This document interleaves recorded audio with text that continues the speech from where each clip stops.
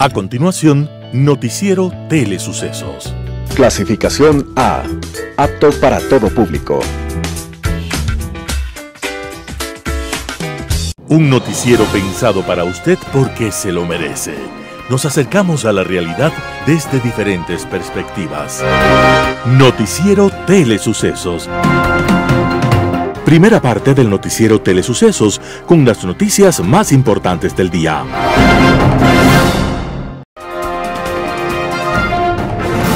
Un día como hoy. Cuentan que en la Venecia del siglo XVII, una madrugada un visitante despistado buscaba la forma de regresar a su hotel y le preguntó cómo regresar a un joven pelirrojo que tarareaba a solas alguna canción recostado a un farol.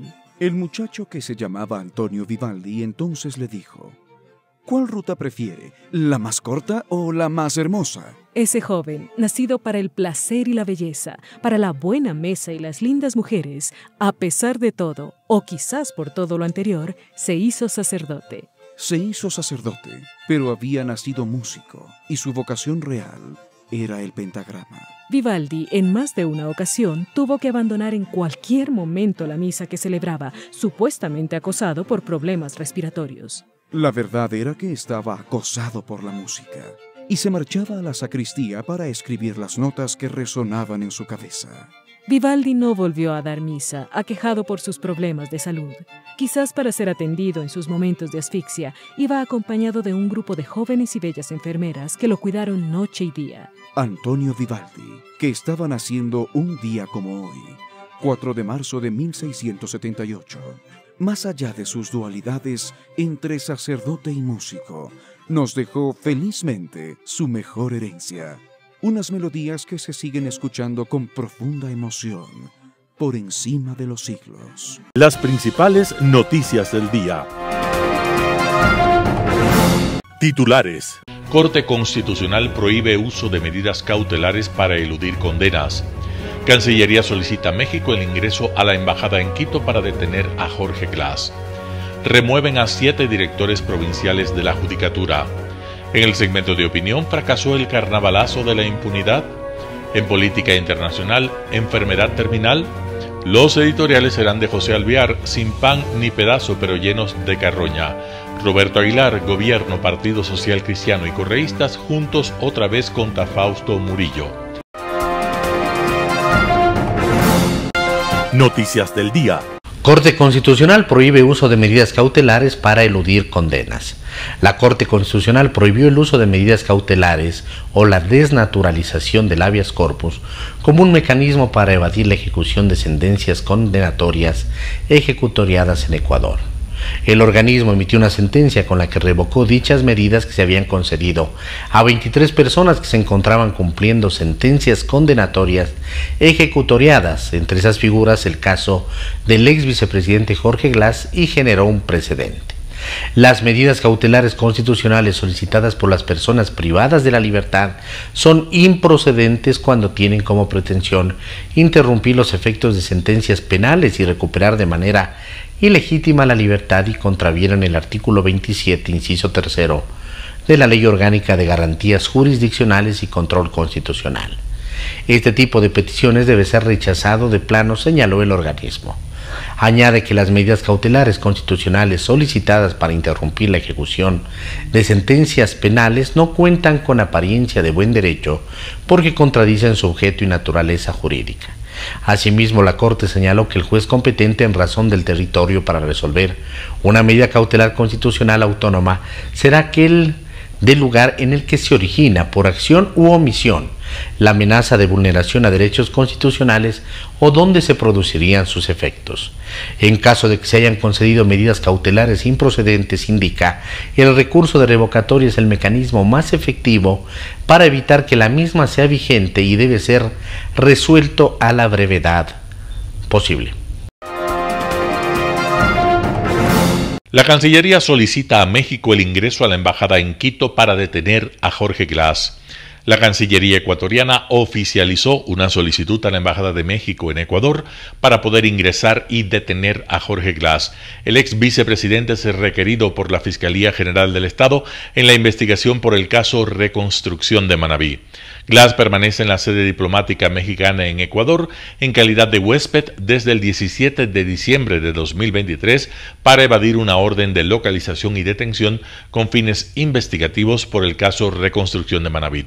Además, el ex vicepresidente tramita un asilo político que aún no ha tenido pronunciamiento por parte de las autoridades mexicanas. En la comunicación enviada a la Embajada de México, la Cancillería ecuatoriana señala que la solicitud se realiza en base al pedido del Ministerio del Interior. La detención de Glass estaría en manos de las fuerzas del orden, según el oficio. La Cancillería ecuatoriana también recordó que en oficios previos se han pronunciado sobre la situación judicial de Glass, entre ellas las causas penales en contra del ex vicepresidente y la orden de detención vigente. También resaltó que el 29 de enero de 2024 se reiteró a México que para Ecuador no sería lícita la concesión de un asilo diplomático al ciudadano Jorge David Glass Espinel. Concederlo, según el oficio, haría vanos los instrumentos internacionales. Remueven a 7 directores provinciales de la Judicatura. El Consejo de la Judicatura removió a 7 directores provinciales. La decisión se tomó la noche de este jueves 29 de febrero del 2024 en una sesión extraordinaria poco después de que la Asamblea destituyera y censurara a Fausto Murillo como vocal de este organismo. Los directores provinciales removidos corresponden a Imbabura, Azuay, Esmeraldas, Carchi, Sucumbíos, Manabí, Zamora, Chinchipe, informó el organismo en sus canales oficiales sin precisar los motivos. El presidente de la Judicatura, Álvaro Román, y los vocales Solanda Goyes y Yolanda Yupanqui votaron a favor de esta resolución.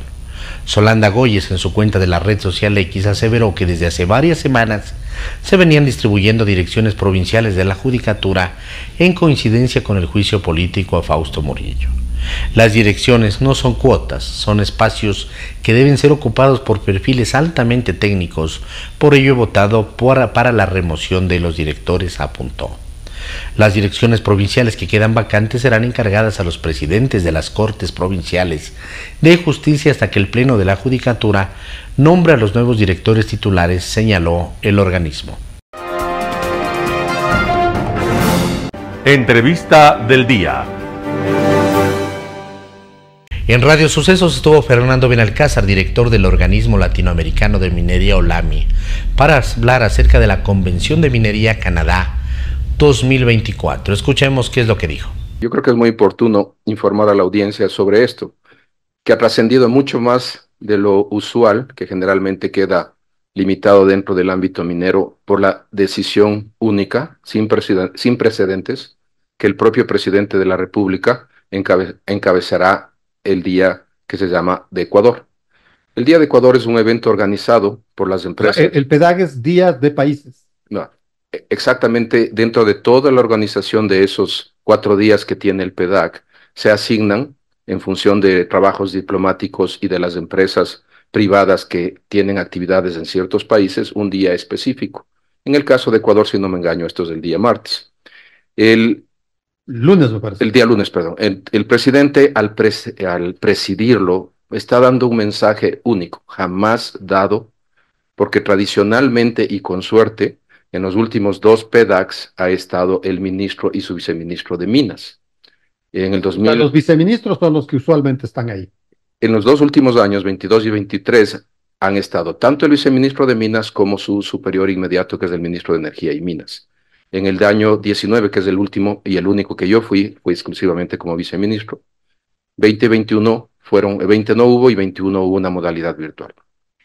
Esta vez es claro el mensaje que da el presidente de apoyo al sector minero y tiene muchos motivos por detrás importantísimos. El hecho de que las posibles 2 minas a entrar en fase de construcción en este año sean canadienses influye muchísimo. El hecho de que llegue el presidente no solo es para hacer presencia, creo yo que será la plataforma para que él haga anuncios trascendentales para el sector minero, buscando la inversión extranjera, inversión que en los últimos años poco a poco se ha ido del país. Y ese mensaje tiene que ser tan poderoso y especulando, más allá que de una especulación atando cabos, deberán ser muy claros mensajes como reapertura del catastro minero. Un presidente, por orden presidencial propia de él en el 2018, lo cerró.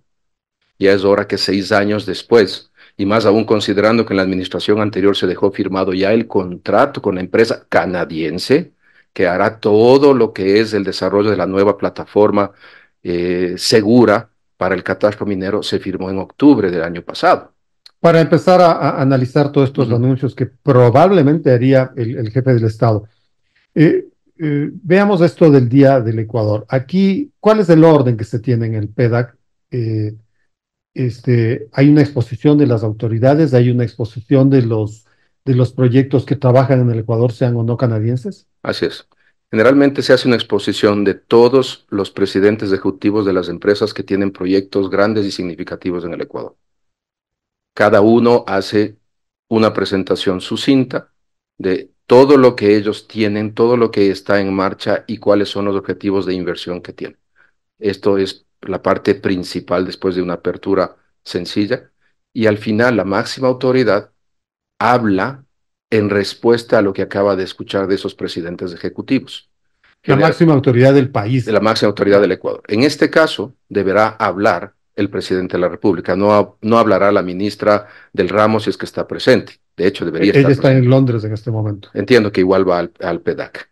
Entonces, la máxima autoridad sabrá responder lo que escuchó, que es algo que, seamos realistas desde el punto de vista de diplomacia directa, que es lo que está haciendo el presidente. Él ya está al tanto de los puntos que hablarán, dará una respuesta a esos puntos y también hará los anuncios, para mí, de gran calibre que corresponde a un presidente. Mauricio Alarcón, director ejecutivo de la Fundación Ciudadanía y Desarrollo, en Radio Sucesos habló acerca de la situación política que está viviendo el país. Veamos la nota.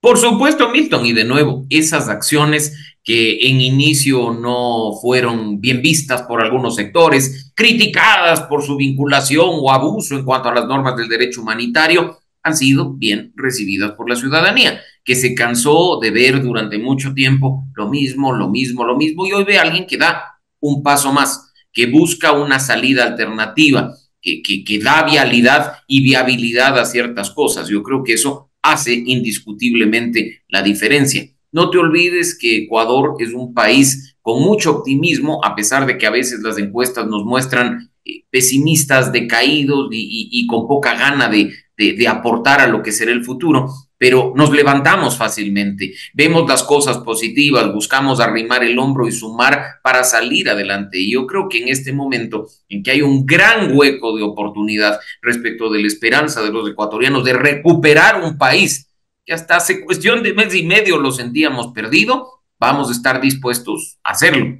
Pero de la mano hay otros fenómenos que podrían lamentablemente afectar esa situación. La primera cosa, como ya lo habíamos dicho, la económica, vinculada al aumento de impuestos, vinculada a una cuestión que creo que se va a sentir en el bolsillo de los ecuatorianos. La segunda, que aunque nos digan que se han generado 50,000 nuevas fuentes de empleo, quienes están trabajando en los temas laborales específicamente dicen que no hay forma de comprobar esos datos, que simplemente es una cifra lanzada al aire, pero que aún no hay una reactivación del mercado laboral. Y finalmente, que creo que es un detalle no menor, ante la duda de lo que significa un aumento de impuestos, empezar a ver acciones reales y efectivas contra la corrupción. Caso contrario, nos meten la mano al bolsillo, nos sacan más recursos y terminan simplemente en los bolsillos de payaso de los corruptos, que por supuesto son bolsillos sin fondo.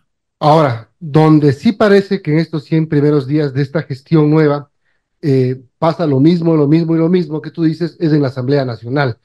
Y te voy a citar 3 cosas para justificar que aquí o se quieren hacer los vivos o se gradúan de giles y tienen las mismas prácticas que han tenido siempre en los congresos, la asamblea, y si mañana se llama Disneylandia, en Disneylandia. Pasó cuando aprobaban la ley del IVA, que aparecieron unos textos ahí de unos aportes del sueldo de los ecuatorianos para contribuir con la crisis, y después todo el mundo se hizo el loco y nadie se hizo responsable. Segundo, pasó con el Código Orgánico Integral Penal, que después del carnaval aparecieron unos artículos donde se hicieron los locos, los que aprobaron y dijeron yo no voy a votar por eso. Y ayer decían, cuando votaban a Fausto Murillo, si es que hubo algún tipo de arreglo, puede ser que sí, puede ser que no. Ya lo veremos, ya lo veremos. Exacto, un presidente que se manda a cambiar cuando hay cosas complicadas y eso es lo que hay. Y es más de lo mismo, tú lo has dicho. Mientras no se solucione, Milton, el problema de fondo es el nivel de las organizaciones políticas, los partidos y los movimientos, estamos sujetos a lo que vivimos, ni más ni menos. Mira el transfugismo. Dejemos de lado el acuerdo que si está resquebrajado y no. El bloque que de frente viene y te dice, vamos a votar en contra del juicio político, se abstiene. Y por ahí además, uno de sus miembros, suplente principalizado, vota a favor y lo expulsan en cuestión de minutos. Esa es la política nacional, la del camisetazo, la del interés particular, la del transfugismo. Después, como te digo, es cuestión de tiempo. Ay, es que no leí el informe de la comisión y voté y le di unanimidad al informe, les pido disculpas. Perdón, o se es muy idiota, o se es muy ingenuo, o por supuesto se es supremamente irresponsable si es que no se hace el trabajo que corresponde en una comisión. En Impacto Informativo, Alejandro Martínez, vicepresidente del Comité Empresarial Ecuatoriano, habló acerca de la ley de antiacoso laboral. Les dejamos con la nota. Creo que es un revés, o más bien dicho, es volver a ponernos un freno a lo que veníamos te diría con muy buena intención y con muy buenas razones, a lo que se aprobó recientemente en diciembre, enero, respecto a generar empleo, ¿no? Respecto a buscar en esa parte de ahí. A la larga la ley tiene que significar dos cosas, ¿no? Por un lado la regulación y por otro lado el mensaje. Y el mensaje nuevamente es no contrate, no crezca, no se arriesgue, es decir, no haga nada, no se mueva. O sea, los empresarios van a tener temor de contratar a la gente habiendo de por medio este tipo de regulaciones. O sea, yo quisiera saber, o quisiera que los asambleístas se hagan la pregunta, ¿no? ¿Qué pasa si una empresa un hospital que está atendiendo, de repente se queda sin sistemas y no puede generar sacar una medicina, ¿no es cierto?, del inventario o lo que sea? No pueden llamar ese momento a sistemas, o sea, que se muera la persona, pero no hay cómo llamar a sistemas porque la ley me prohíbe, ¿no? No, que eso no es acoso. Bueno, eso no está en la ley, pues la ley no dice eso, la ley dice solamente tan absurdamente, el proyecto de ley, porque todavía no es ley, dice absurdamente que simplemente llamara fuera de horas, ¿no? Claro. Si mañana tienes un problema y no puedes asistir a una reunión, significa que no puedes llamar a cancelar. Eso quiere decir que simplemente no vas a llegar. Eso es una falta de respeto, ¿no? Si tienes un problema de seguridad, algo que estamos viviendo hoy día los ecuatorianos y hemos venido viviendo los últimos años, y necesitas que alguien de seguridad reaccione, tampoco puedes hacer la llamada, ¿no? Yo personalmente, esto no es criterio del comité, esto es un criterio personal. Yo le llamaría a la asamblea a veces la ley de los pobres inderechos de los trabajadores, porque es quitarle oportunidades a los trabajadores y a los empleadores, perdón. O sea, ese criterio de lo imprevisto, lo accidental, lo fortuito, que es muy propio de la naturaleza humana, ¿no? No solamente de la infraestructura, en este caso del trabajo. Se confunde con lo ilegal, con este proyecto de ley. Yo creo que va un poquito más allá, mi querido Edgar. Volvemos otra vez al discurso de satanizar al sector empresarial ecuatoriano. Yo te digo, yo creo que la gran mayoría de empresas del Ecuador, las grandes, las pequeñas, las medianas, las MIPYMES, tienen esa buena voluntad y esa buena filosofía de salir adelante, de buscar hacer bien las cosas, de mantener a sus trabajadores firmes, contentos, estables, saludables. Esa es la gran mayoría. No puedo negar que habrá excepcionalidades, como en todo, en este planeta, que harán las cosas mal, que tendrán esta cuestión de abuso o yo qué sé qué, ¿no? Pero volvemos otra vez a esa filosofía que teníamos hace 5, 4 años en este país de gobernar por excepcionalidades, ¿no? En lugar de fomentar justamente lo que el Ecuador ha dejado de fomentar tanto tiempo, crecer. O sea, darle un poco más de credibilidad a las personas, darle un poco más de ánimo a las personas a arriesgarse, a invertir, a darte espacio, porque las cosas se tienen que ir construyendo. No podemos esperar que regulemos hasta qué horas puedo dormir. O sea, ya mismo se les va a ocurrir cuáles son las horas laborables y cuáles son las horas de dormir. Pues si no cumple las horas de dormir, también vamos a tener otro culpable. O sea, perdón que hable un ejemplo tan payaso, pero a eso me suena, ¿no? A eso me suena la famosa ley, a una payasada. Un panorama de noticias para su estatura intelectual.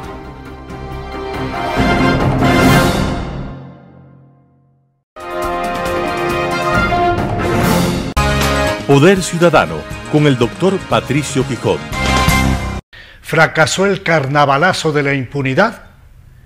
El correísmo sufrió un serio revés en la Asamblea Nacional en su intento de reformar el Código Orgánico Integral Penal, introduciendo normas para permitir la revisión de sentencias ejecutoriadas, atendiendo informes de comités de derechos humanos, así como la posibilidad de romper con la confidencialidad y reserva en procesos de investigación previa que mantiene Fiscalía General del Estado, abriendo puertas para que esos procesos se politicen a través de pedidos de información de asambleístas y de autoridades de control. Tan pronto como se conoció el proyecto de reformas al COIP, la señora Fiscal General del Estado expresó públicamente su preocupación y rechazo ante el intento de desnaturalizar el sistema de justicia penal en el Ecuador, con la inclusión de figuras extrañas que podrían provocar la impunidad.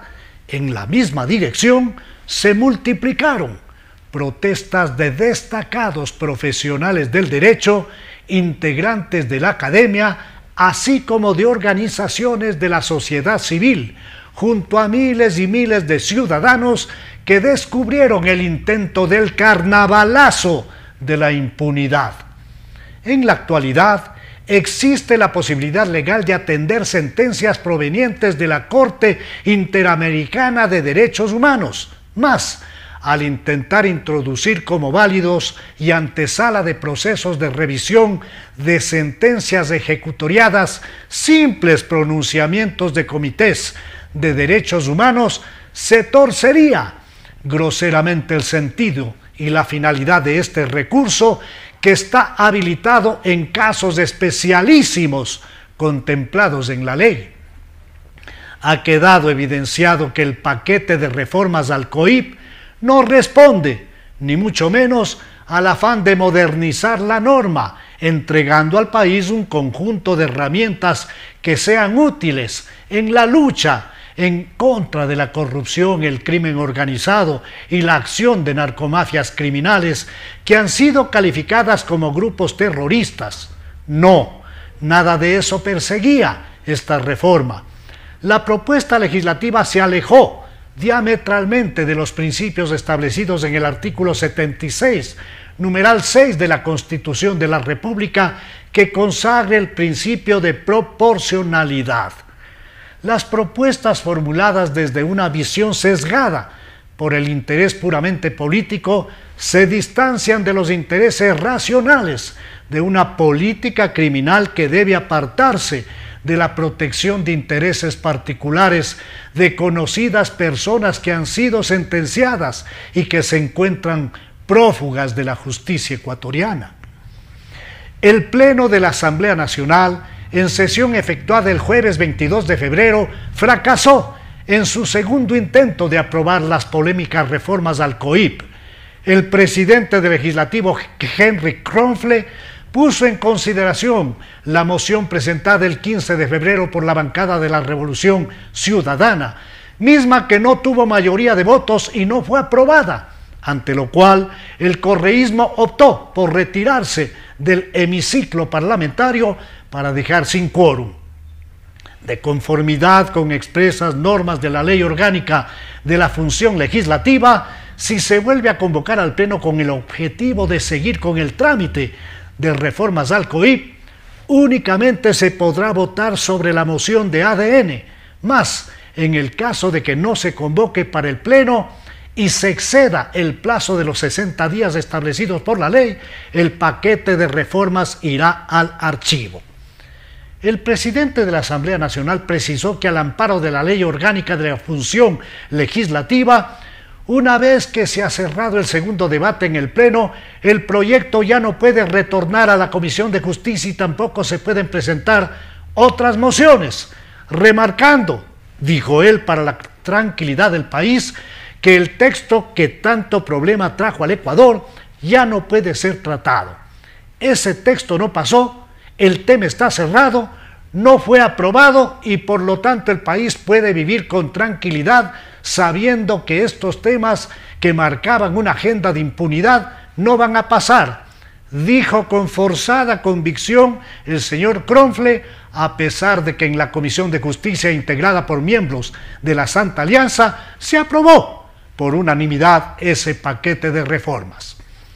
La alianza legislativa ensamblada entre la Revolución Ciudadana, el Partido Social Cristiano y ADN quedó en vilo tras el fracaso en la tramitación final de las reformas al COIP. Las discrepancias enfrentan principalmente a un correísmo que, con agenda única y clara, reclama a sus aliados el cumplimiento de los acuerdos que se habrían tratado anticipadamente. Ahora bien, Henry Kronfle solicitó vacaciones, viajó a España, dejando el timón de la Asamblea Nacional en manos de la correísta Viviana Veloz, personaje que el país conoce por su trayectoria y habilidades, por lo que no es posible descuidarse. La ciudadanía debe continuar vigilante en función de evitar una sorpresa con las reformas al Código Orgánico Integral Penal. Global Hoy con Alan Carney. ¿Enfermedad terminal? A excepción de algunos ideólogos, ciegos ideológicos, de los que todavía quedan algunos ejemplos a manera de fósiles vivientes que brindan una visión de un pasado extraño y distópico, para el resto del mundo se hace evidente que con cada día que pasa, la situación que se vive, o más bien que se sobrevive en Cuba en el actual momento, está entrando en una fase terminal ante las crecientes carencias prácticamente de todo, excepto de una miseria prevalente que se aprecia en todo aspecto.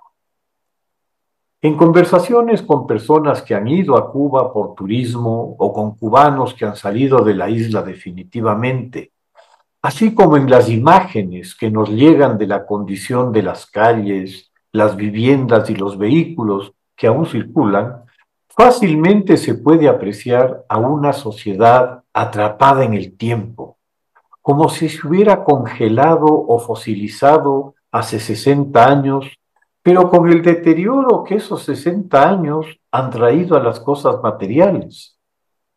Se viene a la memoria aquella historia de Oscar Wilde, el retrato de Dorian Gray, en el que éste, a la fáustica manera de otras negociaciones con el maligno, se mantiene permanentemente joven, pero con el añadido de un inquietante cuadro de sí mismo en el que puede verse envejecer y deteriorarse tal como habría sucedido en su vida real, hasta llegar a ver ante sí a un anciano decrépito, repulsivo incluso por la evidencia de los excesos de una vida disipada.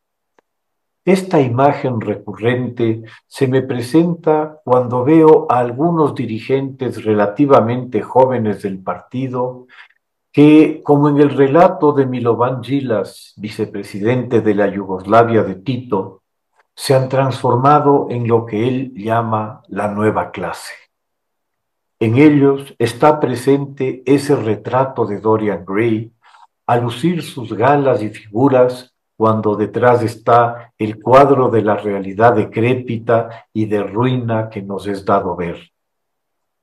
Un país que, contrariamente a la mitología de la revolución, tenía índices muy elevados de alfabetización antes de ella, con un sistema educativo que era de los más avanzados de Latinoamérica, con servicios de salud igualmente modernos para su momento y que obviamente tenía también una base gerencial de negocios y de empresa de muy buen nivel, tanto que tras el se da cuenta que no tiene en Cuba, en esa Cuba, ningún futuro.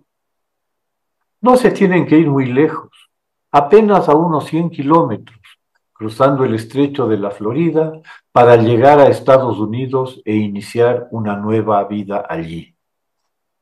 En poco tiempo, esa comunidad cubana que alcanza a más de 2 millones de personas se convierte en un motor económico que contribuye para el gran desarrollo del Estado y en particular de la ciudad de Miami, que a la vuelta de los años se ha convertido en una especie de meca, una capital y un oasis para los latinoamericanos que la visitan. Ese capital humano emprendedor y creador es el que no pueden darse el lujo de perder los países, pues resulta irreemplazable. El resultado de esa sangría, la fuga de Cuba, de esos a quienes la soberbia revolucionaria denominara gusanos, es catastrófico, pues esos cuadros técnicos y gerenciales pasan a manos de ignorantes integrales, como es el caso de Ernesto Guevara, un médico según unos, un enfermero según otras versiones, al que se nombra director del Banco Nacional de Cuba, luego director de Industrias en el Instituto de Reforma Agraria, ministro de Economía y hasta representante diplomático en diversos foros. Un improvisado, ignorante en esos campos, nombrado por criterios de lealtad política, no podía sino llevar, como en efecto aconteció, a la fundamental industria azucarera cubana, base de la economía de la isla, al desastre. Estos mismos criterios, que se extendieron a la práctica totalidad de las actividades en Cuba, pronto volverían inviable su economía. Sin la inyección, por razones no económicas, sino estratégicas, por parte de la Unión Soviética en plena Guerra Fría, de $5.000 millones anuales en ayudas para Cuba, la implosión del país habría sido inevitable. En efecto, cuando después de haber recibido durante 30 años 3 veces más de lo que costó el Plan Marshall con el que se reconstruyó Europa tras la guerra, esa ayuda cesó por la quiebra de la Unión Soviética en 1992. La crisis interna en Cuba fue muy grave y el deterioro del país, si cabe, se volvió aún más acelerado. En retrospectiva, la decisión de esos cubanos que a inicios del régimen castrista resolvieron escapar de la isla se demostró como la más inteligente y previsora. El ingreso de esos cubanos en los Estados Unidos es unas 200 veces superior al que se recibe en Cuba como salario básico. Esto explica fácilmente la desesperación que quienes se quedaron a recibir los beneficios de la revolución, a gozar de la soberanía y la dignidad socialistas, tienen hoy, tal como la tuvieron antes y durante, por irse de Cuba a como dé lugar y a cualquier precio. En una rara muestra de aceptación de que la situación interna está alcanzando niveles de catástrofe, Cuba ha solicitado auxilio de manera urgente al Programa Mundial de Alimentos para que éste les proporcione leche en polvo para atender las necesidades de los niños menores de 7 años. La escasa producción de leche local por las décadas de descuido y de explotación al campesinado de ninguna manera cubre las necesidades de los niños, no se diga de la sociedad. Con toda razón, los campesinos se niegan a entregar la exigua producción al gobierno a los precios fijados por este, que en efecto constituyen una expropiación, prefiriendo darle cualquier otro destino. Si a esta noticia unimos otras que han aparecido, como el alza del 400% al precio de la gasolina, del 30% a la energía eléctrica, por ejemplo, podemos fácilmente colegir el grado de deterioro que vive el país, lo que explica los 300.000 migrantes, en su mayor parte jóvenes, que se escapan cada año en busca de algún futuro en cualquier parte, pero preferentemente en el detestado imperio. Que se sepa, fuera de los expertos en represión en Venezuela o en Nicaragua, no se sabe de migrantes cubanos que prefieran quedarse en estos países pese a las afinidades ideológicas y hasta lingüísticas existentes, y es que ya ven que poco sentido haría salir de la sartén para caer al fuego. Mirando la historia, podemos anticipar varias probabilidades. La primera, que ante un ajuste tan brutal, habrá protestas sociales de importancia. La segunda, que la represión de las protestas será tan o más brutal de la que se produjo hace 2 años, con encarcelamientos masivos, golpizas e intimidación. La tercera, que la migración ya en unos niveles muy elevados crecerá aún más. A estos ritmos, en 4 años se habrán ido de Cuba 1.2 millones de personas, el 10% del país. Al parecer, esta política de despoblamiento, de endoso de sus ciudadanos a los que no puede proporcionar lo más elemental ante el fracaso de un sistema caduco, es la única alternativa que estos dinosaurios tienen para evitar una explosión. Que otros se hagan cargo de su incompetencia. Muchas gracias. Editorial. Sin pan ni pedazo, pero llenos de carroña. Artículo de José Alvear publicado en Diario La Hora. La premisa es sencilla. El país necesita un código penal fuerte, robusto, con sanciones que ayuden a combatir al crimen organizado y que frenen a la delincuencia. La realidad, tristemente, es que para los legisladores esa no es la prioridad. La Asamblea Nacional se ha convertido en un escenario vergonzoso y lamentable donde los padres de la patria parecen más preocupados por sus agendas políticas personales que por el bienestar de la nación.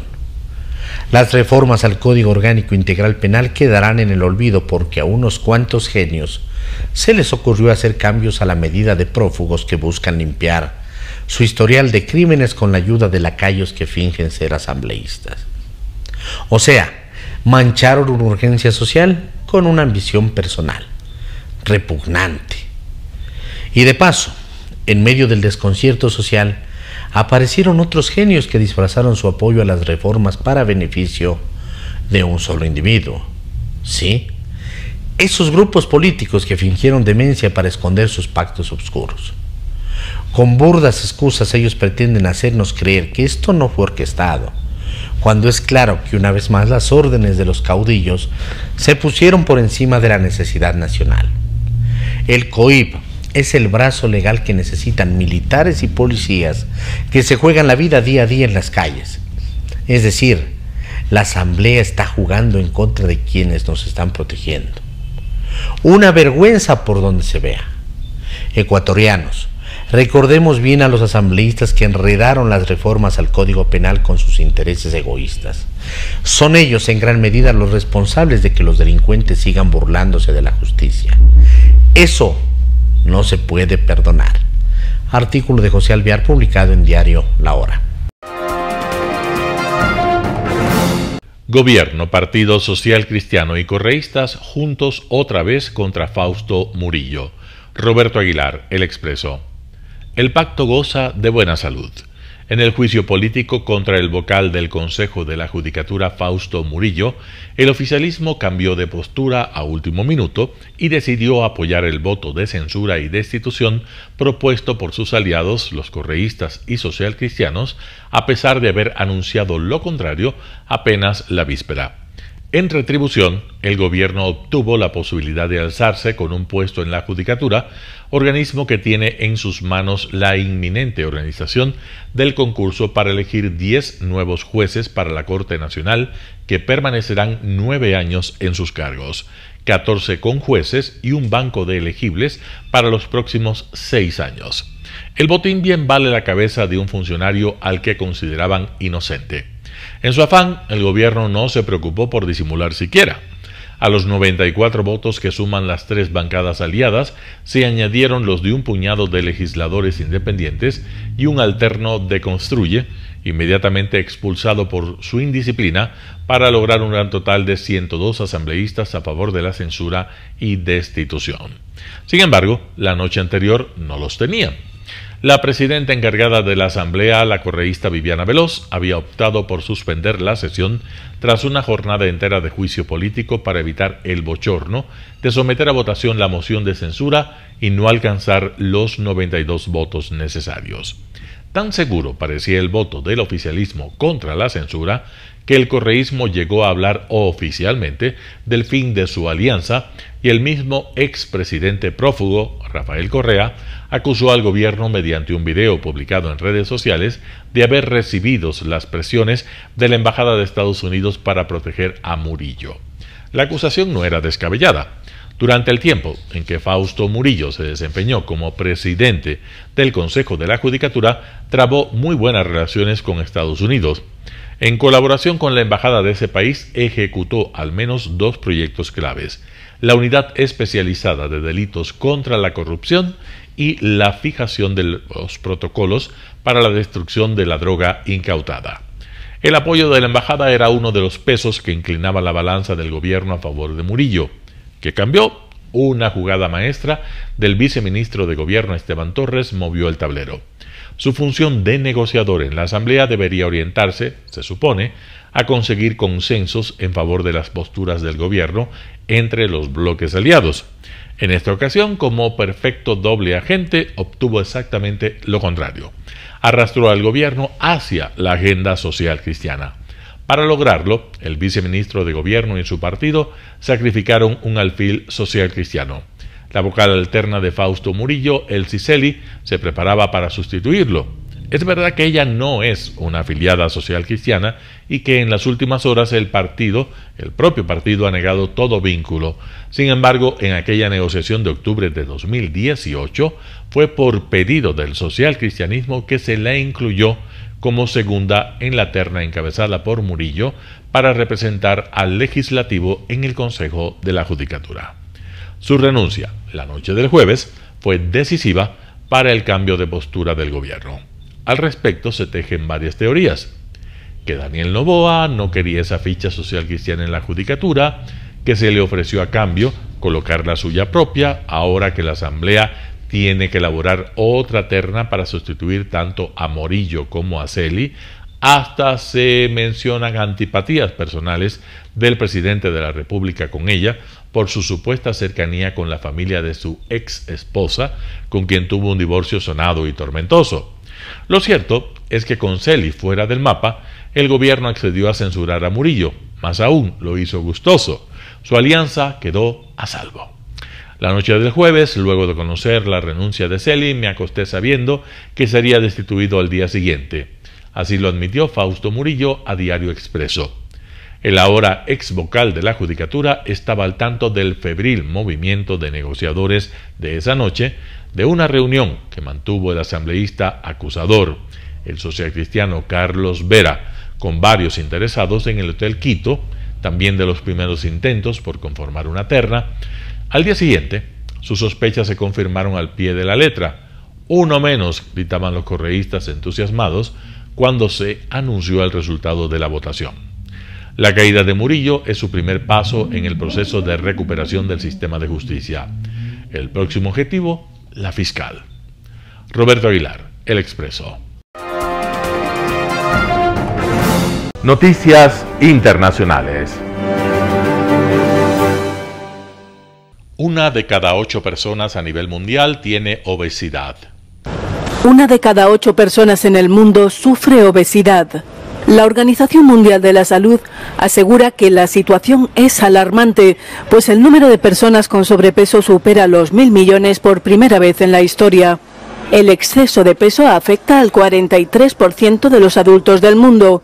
En las últimas 3 décadas la cifra se ha duplicado, cuadruplicándose entre niños y adolescentes.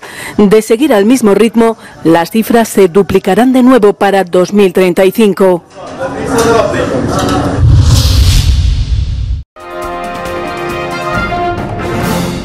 Freedom House, libertades declinan en más de 50 naciones.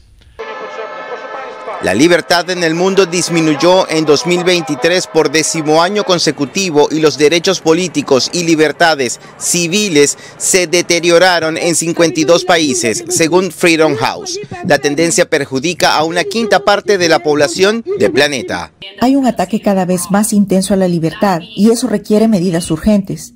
En este año de elecciones sin precedentes, lo más importante que pueden hacer las democracias es comprometerse a celebrar elecciones libres. Una conclusión crucial es que la libertad global disminuyó el pasado año. Las cifras precisan que aproximadamente 38% de la población mundial habita en países clasificados como no libres. Cronistas e investigadores invitados por la ONG estadounidense sugirieron alternativas. Ofrecer su tiempo como voluntarios para asegurarse de que la votación se realice sin problemas. Volver a operar como trabajadores electorales.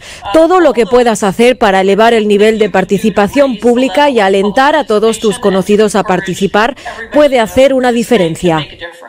Freedom House menciona a países como Camboya, Guatemala, Polonia, Turquía y Zimbabue, cuyos gobernantes trataron de controlar la competencia electoral. El organismo le sugiere a las democracias del mundo condenar rápida y enérgicamente los intentos de manipular las elecciones, así como cualquier intento de negar el resultado de los escrutinios. José Pernalete, Voz de América.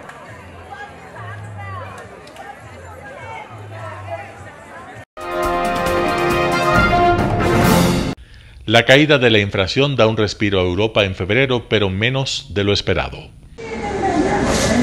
Baja 2 décimas la inflación anual en la eurozona hasta el 2,6%. El alivio para los consumidores es menor de lo esperado. La inflación pasa del 2,8 al 2,6 y continúa con tendencia bajista desde octubre de 2022. Fue cuando la subida de precios alcanzó un máximo cercano al 11%. En el caso de España, la tasa de inflación armonizada se situó en febrero en el 2,9% frente al 3,5% de enero. El precio de los alimentos, que ha sido la principal fuente de ansiedad para las familias en apuros, cayó más de un 1,5%. Han sido necesarios muchos meses para que la caída general de la inflación tenga un impacto más que leve en los supermercados de algunos países de Europa. También se produjo una importante bajada de los precios de los combustibles, que cayeron un 3,7%.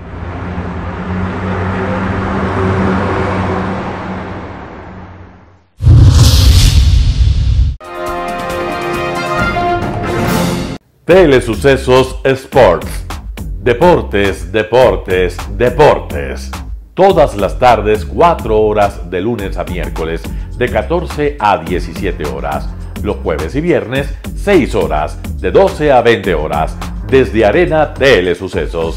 Transmisiones en vivo, siempre Ecuavoley y luego Deportes para recordar. Todas las tardes, deportes en Telesucesos Sports, bajo la dirección del arquitecto David López. La visión objetiva de quien vive el deporte. Sucesos deportivos, visión de un equipo de opinión joven de comunicadores. Telesucesos, llegamos con nuestra señal a los sectores populares de nuestra ciudad. Quienes no tienen televisión por suscripción atenderán nuestra señal sin costo en Canal 29 UHF Telesucesos. Siempre ecuatorianos, resaltamos nuestra identidad. El básquet, esgrima, tenis de mesa, taekwondo, box y muchos deportes más en Telesucesos Sport, sin costo desde la comodidad de su hogar en Telesucesos Canal 29. Arena Telesucesos es una importante y funcional edificación cubierta dispuesta para la práctica y desarrollo de eventos del Ecuavóley. La transmisión de Telesucesos se podrá sintonizar además a través de Claro TV Canal 43, TV Cable Canal 73 y en redes sociales Facebook Live Telesucesos Quito y YouTube Telesucesos HD. Si deseas asistir a los encuentros en vivo de Ecuavóley, comunícate con nosotros a los números de teléfono 2021-224 o al 0989-973-725. Ven con tu familia y amigos a vivir la emoción del Ecuavóley. Emoción sin límites los días jueves y viernes desde la comodidad de su hogar. Resaltamos nuestra identidad como ecuatorianos iniciando transmisiones en Telesucesos del Ecuavóley, que representa, luego del fútbol, el deporte más popular de nuestro país y el que practican los ecuatorianos residentes en muchos países del mundo. Nuestra señal será transmitida en directo por televisión abierta en la ciudad de Quito y a través de las redes sociales a todo el país, así que llegará a Estados Unidos, España e Italia, creando a través del Ecuavóley un nexo fraterno entre ecuatorianos y entre los inmigrantes de nuestro país. Anuncie en Telesucesos Sport y llegue con nosotros a lo más importante del deporte popular. Telesucesos, con sus transmisiones, jerarquizará esta práctica deportiva, convocando importantes competencias de Ecuavóley dentro y fuera del Ecuador. Llegando con deportes no atendidos por los medios de comunicación que han concentrado su acción en el fútbol. El tenis, box, golf, racquetball llegarán a su pantalla de televisión en tiempo real a través de Canal 29 UHF, competencias que podrán ser atendidas a través de Facebook, YouTube y vivir los encuentros deportivos en directo y en tiempo real. Esté atento a nuestros horarios especiales de transmisión los fines de semana y feriados. Usted y su familia disfrutarán desde la comodidad de su hogar de las emociones del Ecuavóley, deporte tan nuestro. Somos inéditos y para ello disponemos de un escenario cubierto propio, Arena Telesucesos, desde donde transmitimos nuestros encuentros masculinos y femeninos de este deporte. Simple y gratuito. Llama a nuestros números de contacto 2021-224 o al 0989-973-725 y regístrate como invitado especial para nuestros eventos en vivo. Arena Telesucesos, el escenario cubierto para la práctica del deporte 100% ecuatoriano, el Ecuavóley. Telesucesos es un canal de televisión que incorpora a su programación manifestaciones culturales y deportivas que marcan la identidad de nuestro país. Consideramos que el Ecuavóley es una manifestación deportiva con partida de nacimiento popular y nombre propio ecuatoriano. Arena Telesucesos, funcional espacio cubierto para la práctica y desarrollo del deporte. Arena Telesucesos, el escenario para campeones. Arena Telesucesos atiende deportes de su preferencia: básquetbol, tenis de mesa, esgrima, taekwondo, fútbol sala, box, halterofilia. ¿Cómo llegar? Nuestras instalaciones se encuentran en el norte de la ciudad, en un sector de gran crecimiento y desarrollo urbano al que se accede a través de la vía E35, más conocida como la Avenida Panamericana Norte. Desde el centro comercial El Portal, a 2 kilómetros a la derecha, se encuentra la calle García Moreno, antiguo camino a Llano Grande, una arteria en la que se desarrollan dinámicos comercios. Junto al centro comercial Ciudad Alegría, a 100 metros, hemos llegado a nuestras instalaciones, Arena Telesucesos, la cancha del Ecuavóley. Por fin tiene usted un espacio de difusión de su deporte preferido. Telesucesos, el canal de televisión siempre inédito. El noticiero Telesucesos es retransmitido de lunes a viernes a las 7 horas por Radio Planeta Sur 106.1 FM de la ciudad de Loja. Noticiero Telesucesos.